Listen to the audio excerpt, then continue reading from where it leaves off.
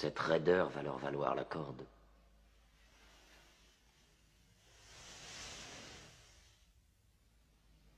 Vous ne vous prosternez pas devant votre prophète? Mahomet est un homme. On ne s'incline que devant Dieu. Où sont les miracles de Mahomet, Jafar? Si c'est bien un prophète, il doit pouvoir embraser le ciel de toutes sortes de miracles. C'est juste en vérité. Dieu a donné à ses prophètes le signe des miracles pour que nous les reconnaissions. Le miracle de Mahomet, c'est le Coran sacré. Un livre, un simple livre écrit par un illettré et attribué à Dieu. Je crois que l'empereur en a assez entendu.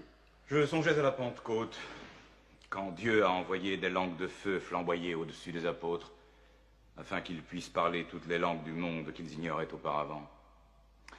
Mais ce genre de miracle ne se produit plus à notre époque. Merci, c'est suffisant. Vous avez été pitoyable.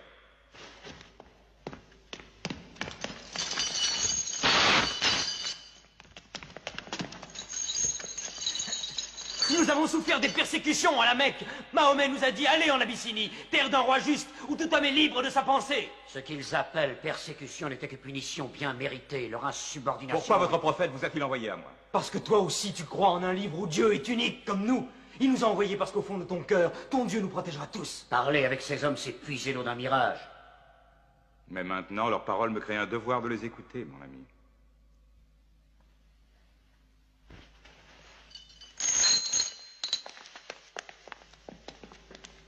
Continue.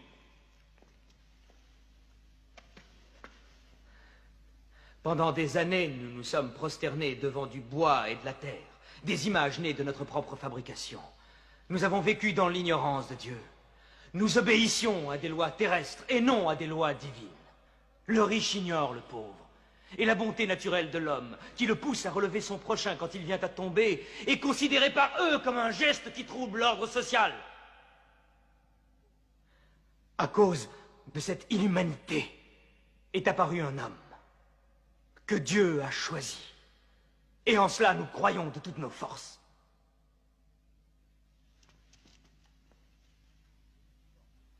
Tu t'emportes. Je te prie de reprendre tes esprits. Je parle du messager de Dieu. Mahomet nous enseigne d'adorer un Dieu unique, d'exprimer la vérité, d'aimer son prochain comme soi-même, de faire la charité. Un simple sourire est peut-être déjà un geste de charité. De défendre la femme contre les abus. De protéger l'orphelin. Et de nous éloigner des dieux de bois et de terre. Je refuse de supporter plus longtemps de tels blasphèmes. Nous sommes une civilisation très ancienne. Dire que nos dieux ne sont que du bois et de la terre, c'est en parler en complète ignorance. L'idole, la forme, nous ne la vénérons pas. Nous vénérons l'esprit qui est évoqué par leur forme. Je te concède que l'idolâtrie a souvent été mal interprétée au cours des âges. Merci. Et maintenant, revenons-en à ce qu'il dit des femmes. Dieu a bien créé la femme pour devenir la compagne de l'homme. Elle est différente, mais notre égale. Notre égale? Nous nous payons des femmes. Nous les nourrissons, nous les habillons, nous les utilisons, nous les congédions. Les femmes, nos égales?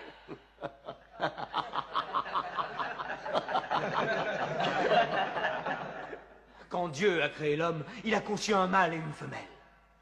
Amra, je te demande de respecter en toute femme le ventre qui t'a porté. Pourquoi tes 300 dieux ont-ils la langue si liée, alors qu'un Dieu unique a une telle éloquence? Dieu nous a déjà parlé par le passé, en s'adressant à Abraham, à Noé, à Moïse et à Jésus-Christ. Pourquoi être surpris quand Dieu s'adresse à nous par l'intermédiaire de Mahomet? Qui t'a appris ces noms? Ils sont tous mentionnés dans le Coran. J'ai connu Mahomet à l'époque où il gardait ses moutons. Et nous savons que le Christ était charpentier. Les paroles du Christ et les paroles de Mahomet sont semblables aux deux rayons d'une même lampe.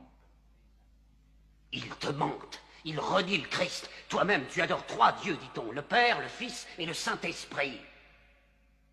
Qu'as-tu à dire du Christ?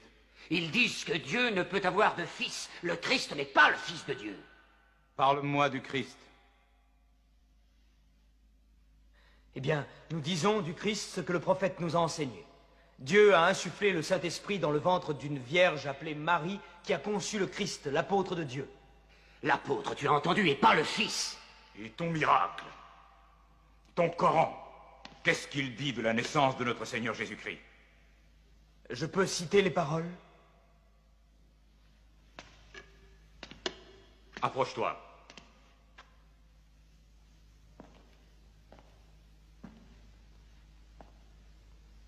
Au nom de Dieu clément et miséricordieux.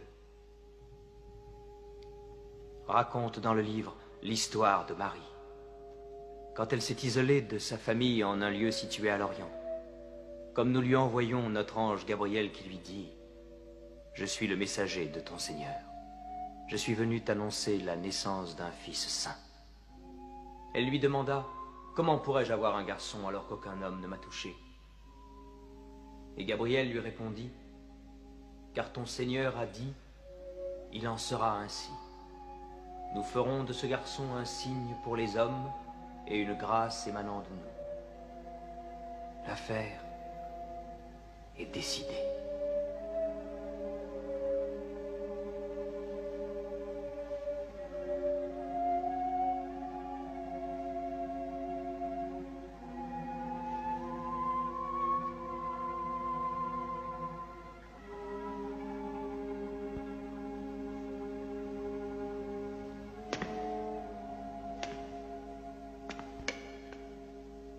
Finalement, la différence entre nous et vous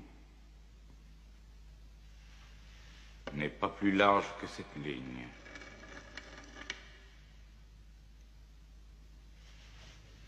Contre une montagne d'or, je ne te les livrerai pas.